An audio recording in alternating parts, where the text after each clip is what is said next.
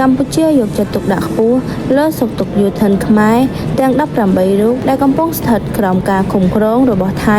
និងជំរុញឲ្យថៃដោះលែងតាមការសន្យារបស់ខ្លួនឯកឧត្តមទេសរដ្ឋមន្ត្រី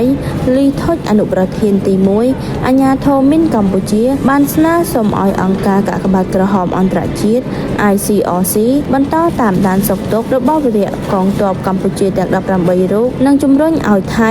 ដោះលែងយោធិនកម្ពុជាទាំងអស់ការលើកឡើងនេះធ្វើឡើងកាលពីថ្ងៃទី1ខែធ្នូឆ្នាំ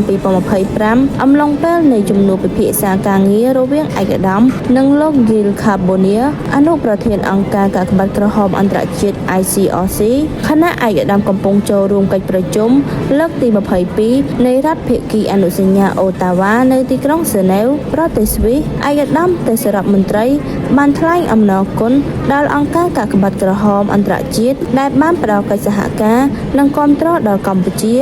ក្នុងការទាមទារឲ្យដោះលែងវីរៈកងទ័ពកម្ពុជាទាំង18រូបដែលត្រូវបានចាប់ខ្លួននិងដាក់ឲ្យស្ថិតក្រោមការឃុំឃ្រងដោយខុសច្បាប់របស់យោធាថៃឯកឧត្តមក៏បានស្នើដល់អង្គការកាកបាទក្រហមអន្តរជាតិបន្តតាមដានសុខទុក្ខរបស់វីរៈកងទ័ពកម្ពុជាទាំង18រូប